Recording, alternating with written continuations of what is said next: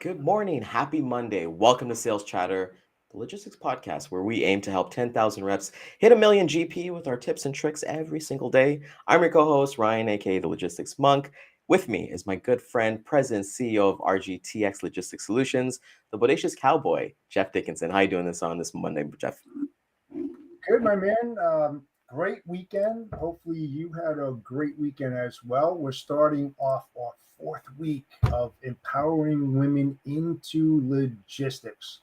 We have a great lineup of guests this week. You know what? Let's get into it. Let's go.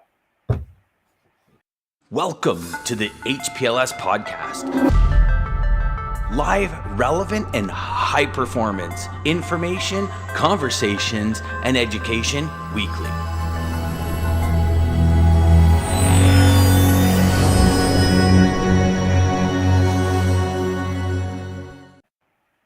Yeah, I just can't believe it's 4 weeks already. We've been having so much fun. The valuable lessons that both you and I have taken away and we've given to the audience as well.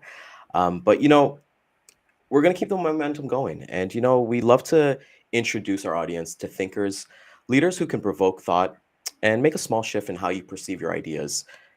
I know that our guest today is such a huge advocate for women in trucking, so you're going to enjoy listening to her. This morning's guest is going to be Eileen Dabrowski. She's currently serves as the Director of Learning, Developing, and Marketing for ReedTMS Logistics, a family-owned company that operates asset-based third-party logistics solutions. Dabrowski has also been in the transportation industry since 2016, and she's been doing all kind of hats. That's the one thing that Jeff, we've both kind of learned that strong women in logistics and bringing even new people, they wear a lot of hats, and she does things from like arranging the curriculum to new hires and just development of everything, overseeing the marketing team and all that fun stuff. And you thought that was enough, but she also spearheads the philanthropy initiatives at ReedTMS Logistics, works to improve company culture and morale. She believes that mentorship and women taking the time to build each other's up, not by tearing each other down, is the way to success. So I know we're going to hit it off right away because I know she has a couple dogs. So we want to welcome this morning Eileen Dabrowski to Sales Chatter. We're so happy to have you. Good morning. Good morning. Thanks for having me. That's awesome. So where were you at this morning? I believe you're coming out of Florida somewhere. Yes, I have the privilege of being able to work from Tampa, Florida. So, there's lots of things that I could complain about. Our weather for 12 months of the year is probably not one of them. I moved here for school and I just kind of never left. And Tampa is an awesome place for anybody who's not been here before. That is amazing. I know Jeff and I would definitely love to be in Florida right now, other than Toronto and New Jersey. So, first question that we always kind of get into: how did logistics find you, Eileen? It's a great question. Had you asked me even as early 2016 if I ever thought I would end up in trucking, the answer would have been like, no, right? I can't drive a truck. And what I can tell you is me making the transition from higher education to logistics was one of the best decisions I've ever made in my life. I know this series is focused on women in logistics. I technically didn't apply for my job here. They kind of found me via LinkedIn. And I'm going to be honest with you, I was curious enough that I came to the interview. And my first interview was with this guy that kind of is very buff looking and just looks like a personal trainer. And I'm really into fitness and health and all that kind of stuff. So I was like, this guy's great. At the end of my interview, and they had initially hired me to do a corporate training position, right? So I was curious enough coming from higher ed to here.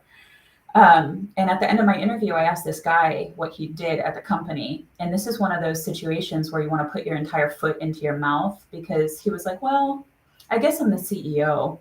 And I was like, okay, let me quit my life right now. Because he always introduces himself, hi, I'm Jason with Reed, not I'm Jason Reed.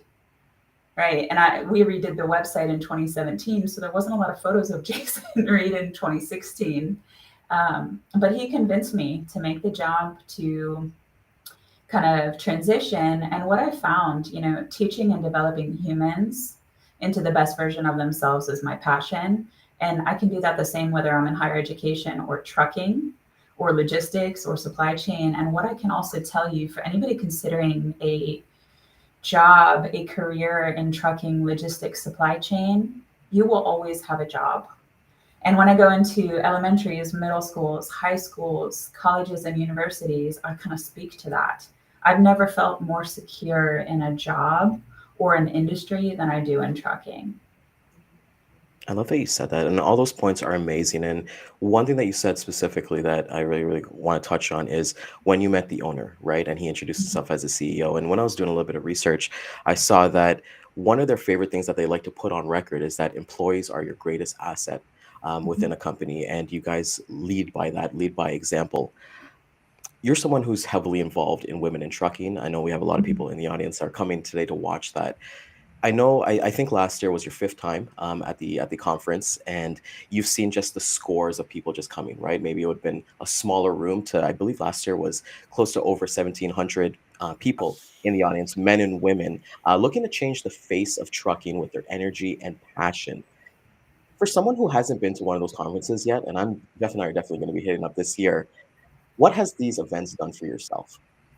Oh my gosh, I can't even. I hope you have lots of time because that's how far I could go on with this. First of all, the ability to connect with like minded humans is a profound experience.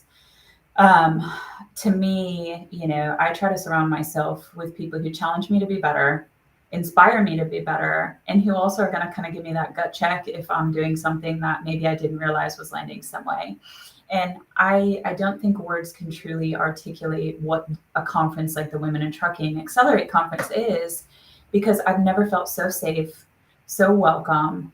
All humans, regardless of where you come from, what language you speak, who you choose to love, where you were born, right? What economic status you come from. Everybody just welcomes everybody with open arms. And it's one of those places where we're not scared to build each other up. And, you mentioned that in the intro to me. I think regardless of who we are and how we move through the world, we have to celebrate the accomplishments of other humans. And we should be right there cheering them on. And I think sometimes people are kind of scared to do that because either they're in an environment where it's like you got to do what you got to do to survive. And that conference is the total opposite of that. Let's share best practice. Let's talk about how we can better create inclusive environments for all employees, all truck drivers, so that, because think about it, you mentioned our mission statement. If we don't take care of our employees, why are they going to take care of our business? And that is such a critical piece. You can have the best business model, the best plans, the best scalability, but if your team is not sound and well and feeling supported, they're going to do your business a disservice. So for those of you who haven't been, I highly recommend it. Great opportunity to network. And guys, this includes you too.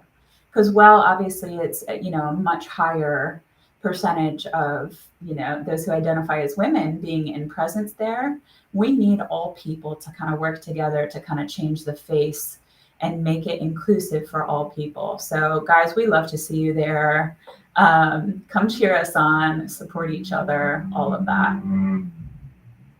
Yeah, I agree with you, and I definitely support all women that are out there, and I think that we're lapsing in many different areas of the logistics industry, and I've seen it over the decades, unfortunately.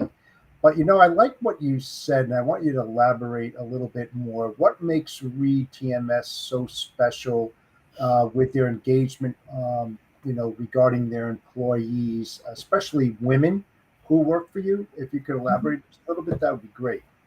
Yeah, so I think a couple things make us really unique. I don't have a lot of family in Tampa. I'm going to be honest with you and very transparent. The humans that I'm fortunate enough to get to work with every day, they have become my family. I can tell you the name of every human who works in our company. I can tell you about them as a human, and that matters. And I think, some people find that jobs are very transient in nature. But to me, if I can go somewhere and I can put my roots in and I can get to know the team so that I can say, hey, how did your kids' dance recital go? How was your senior softball game? right? That like camaraderie and rapport. And I know this podcast is typically focused on sales. The same goes to sales, right? Mhm. The more you get to know your clients, the more you get to know the people you talk to, the shippers, the receivers, all of that, the better situated you are because you have that basic human element together. How can I support you? I want to grow people's business so that I can grow mine, and I want to do it organically. And our people are our single greatest asset. So we do a lot to kind of promote employee health and wellness. We have this amazing culture club that we have here. Yes, it's named after the 80s band. I know I just dated myself quite a bit there. But it has a representative from every department or function in our company. And what's neat about that is they serve as the voice. What does your team want to do from a health and well-being standpoint? What organizations or philanthropic organizations do you want to give back to?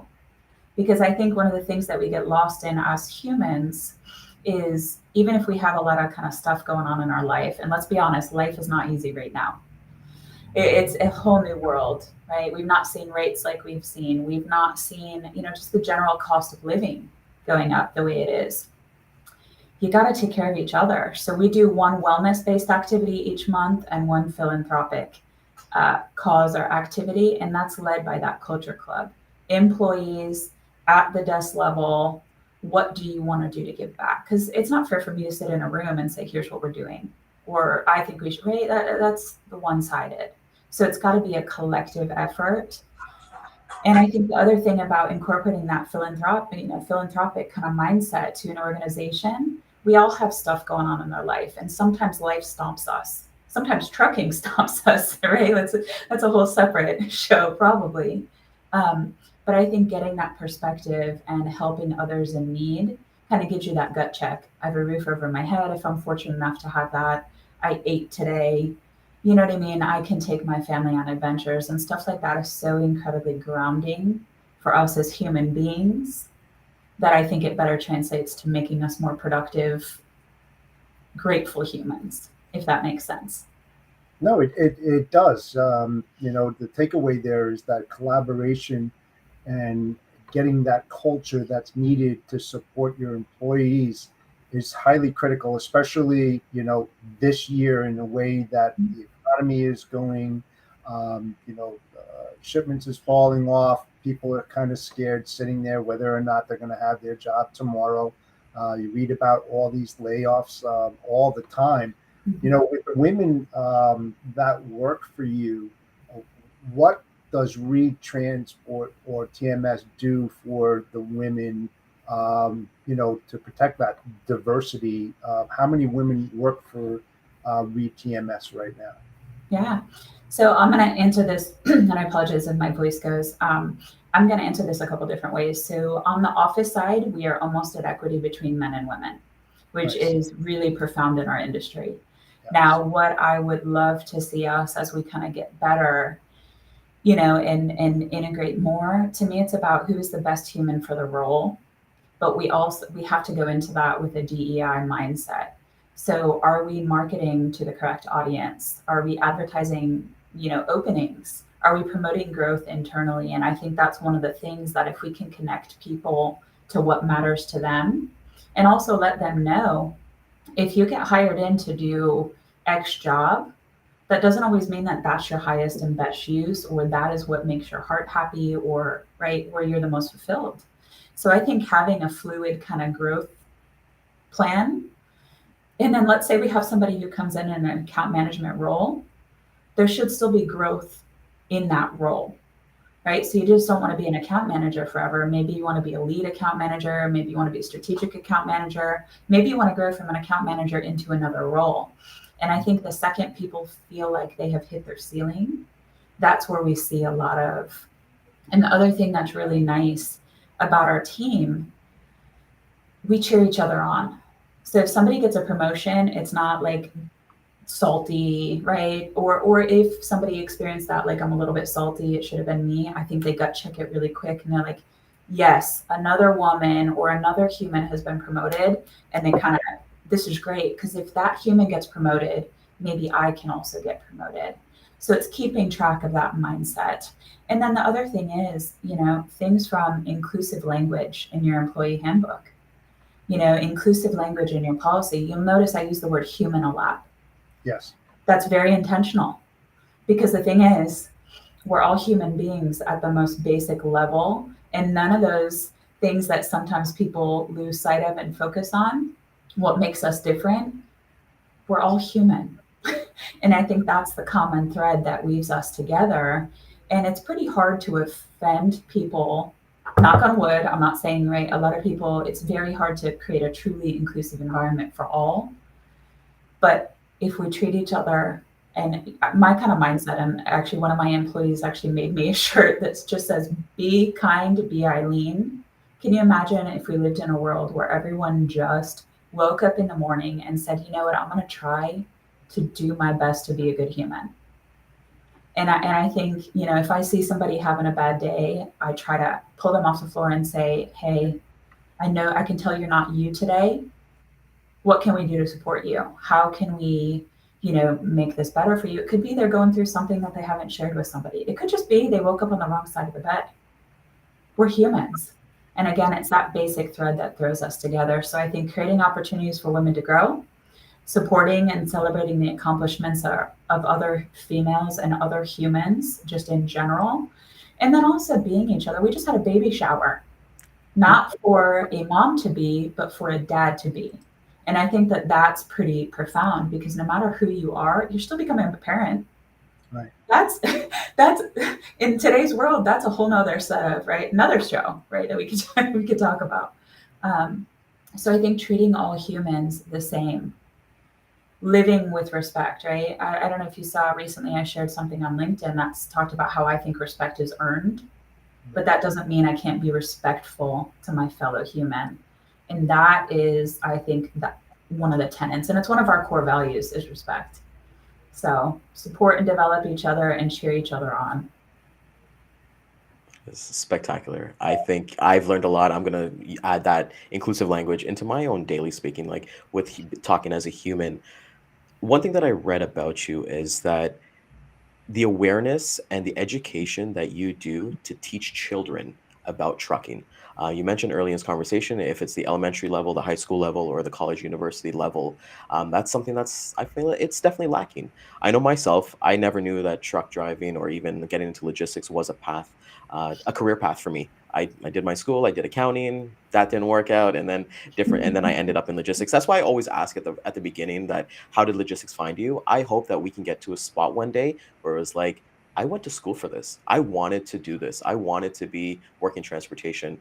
Getting back to the children and the work that you guys do at like different elementary schools and high schools, what kind of messages are you guys trying to share? Any kind of stories, and what kind of feedback are you getting, whether it be like children from the students or the teachers or the professors from that aspect? Yeah, so that's one of my favorite things to talk about. So I'm so glad you asked me. I believe that, like, yeah, I got to be honest with you, I didn't really realize how important trucking was until I was, like, let's call it 30, right? Because prior to that, I knew higher education, I knew teaching humans, I was a bartender when I was in college, right? That's what I knew. And then after I came here, and I quickly realized that everything I'm wearing, my coffee, right, which fuels my life, my food, the medicine I take, everything I use and consume on a daily basis goes in the back of the truck at some point.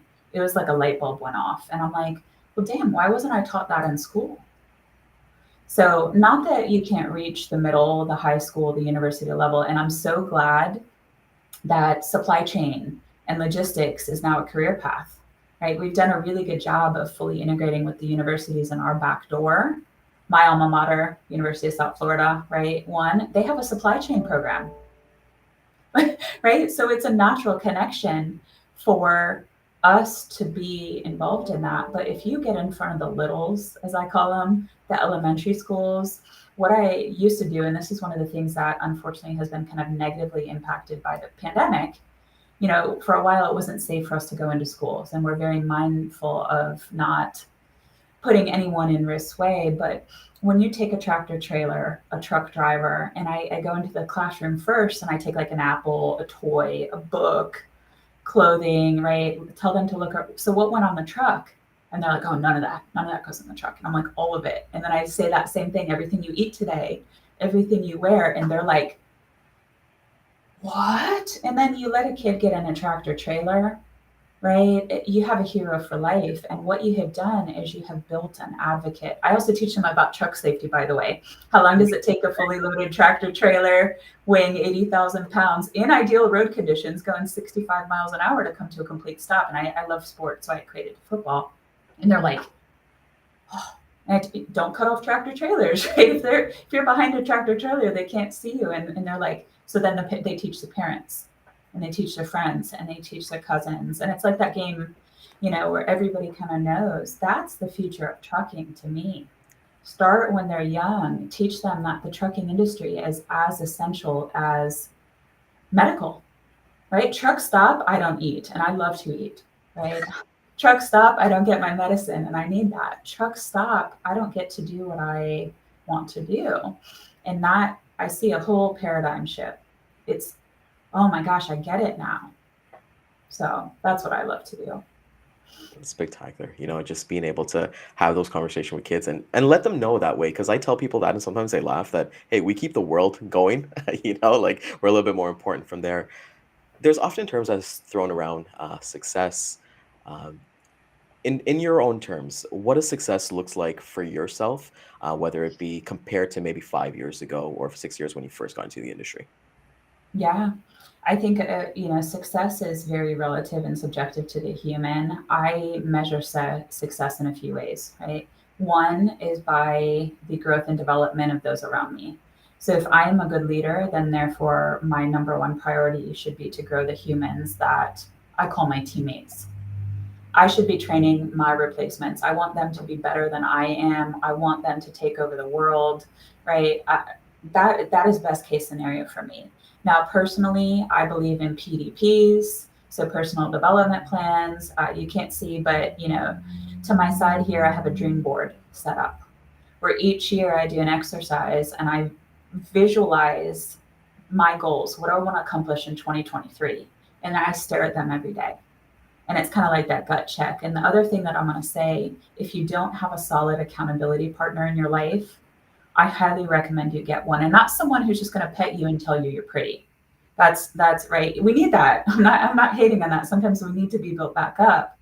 But in terms of my growth, I want somebody who's going to hold me accountable and like call me on my crap.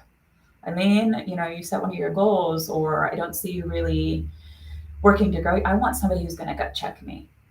And that's the true nature of an accountability partner. So am I accomplishing my goals?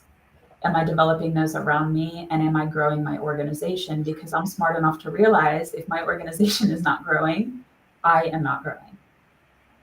The trucking industry isn't growing, I am not growing, right? And all those things. Yeah, I was smiling before when you were talking about the children and talking about how their food gets there and the tractor trailers. It brought me back to a time when I was in school, and I'm going way back, where we used to have the fire engines come by and all the kids were like, oh, this is great. And you climbed in it and you saw, and they tooted the horn and saw the ladders and everything. With this generation, and this as well, there's not too many of them jumping in the seats of the next generation that's retiring right now. And wouldn't that be a hoot if you could get a tractor trailer to pull into an elementary school, and have the kids climb in, and you see the sleeping pad. Hopefully it's clean, and the rest of the trailers and stuff like that. I think that that would be pretty awesome to do something like that. With the collaboration and what you were talking about before, that hit a nerve with me, and I just want to go back to that. It's so important to do cross training within the company and learning everybody's role. And it's not about whether it's a he or a she. It's about an individual. It's about a human who's sitting in that seat, that when you develop those people, you want to get them to a point where they're much smarter than you. They always say hire people smarter than you, because you are what they are, per se. And if you do your job right, you have the right people in the right place at the right time.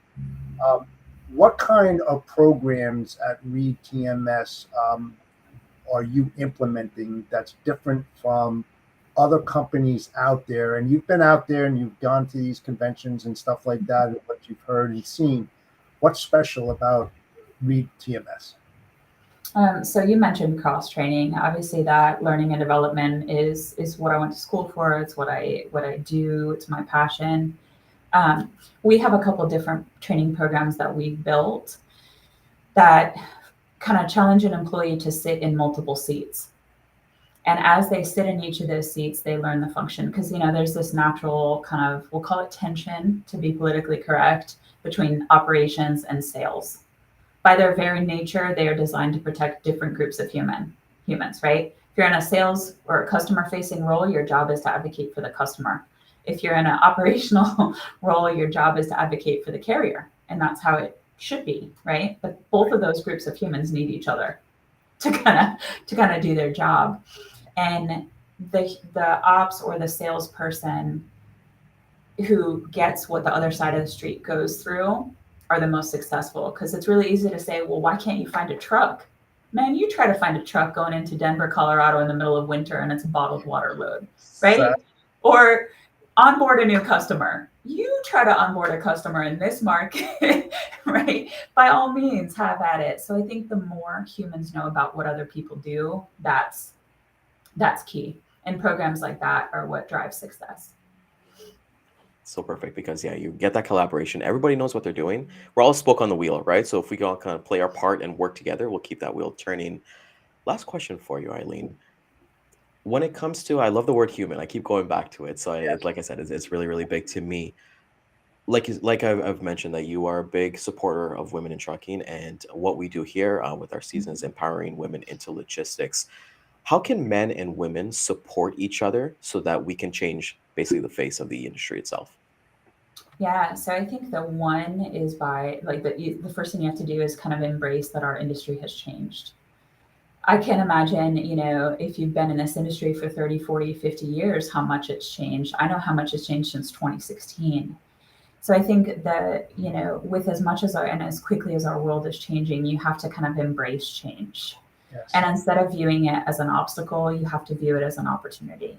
Mm-hmm. And I think that's part of the mindset, right? Just when we figure out best successful way of doing something, the market shifts, or right, something about our industry shifts, and we're like, okay, so that is canceled.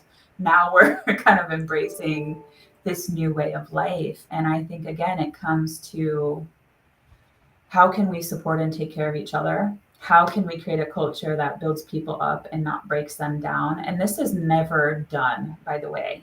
You can't just suddenly go, up, check, we're inclusive, we're done work. It is a constant change. And anybody, like the second I think I know it all, please walk me outside. There's no way to know it all. And that's one of the beautiful things about this industry is it is amazing. Get in it. None of your days will ever look the same. And I sort of love that. Okay, that is perfect. So we can't thank you enough for taking your day out of your time to spend it with us. How can let the people know? How can we get a hold of you? You definitely are a pioneer for everything that we stand for, and as well that you stand for, and the team as well at ReedTMS Logistics. Yeah, so connect with me on LinkedIn. And what I would say, start with yourself and kind of challenge yourself to think about how can I support and develop another human today, and kindness goes a long way, especially when thinking about truck drivers. Be kind. When you pick up the phone and it is a truck driver, please, because you could be the only human they talk to in a day, and you could be the only human who is kind to them in a day. So, don't lose sight of that. Be a good human. Period. And we'll just end off on that. So I want to thank you again for coming out this morning, spend your time with us. I want to thank the audience because, it was popping this morning. So everybody, I saw a lot of comments that people definitely couldn't wait. So they waited from like Friday, Saturday, Sunday, doing nothing, refreshing. Maybe we go on early, do a live episode early. So we definitely need to bring you back in the future to kind of get your thoughts on different subjects as well. And like I said, Jeff and I would definitely love to learn more about the Accelerate conference. I believe it happens every November or September around that area. I think it's in Texas this year. So I want to get out there and definitely see that. So if you found value in this, which I know you did, please like, comment, subscribe, share this with a friend, share this with a neighbor. There's so much that we can do, and there's so much that we can learn from this episode. With that being said, we'll hit the replay at 2 and 6 p.m. Eastern Time, YouTube, Facebook, LinkedIn, and Twitter. Want to thank our corporate sponsor, Daman at Centurion Trucking and American Logistics. If you're a sales rep looking for a new place to go and have some fun where they put people over profits, hit Daman up. They're looking for agents across North America, paying up to 60% GP. Cowboy, take us home, my man. Yeah, thank you so much, Eileen, for joining us this morning and taking a little bit of time out of your busy day. We appreciate it very, very much. Hopefully, like Ryan said, you'll come back and join us soon in the very, very near future. We have a full week, guys, out there. We're talking about empowering women into logistics. We're not done yet. Please check us out on Sales Chatter Live at 11 a.m. daily Eastern Standard Time. With that said, have a great day. Cowboy out.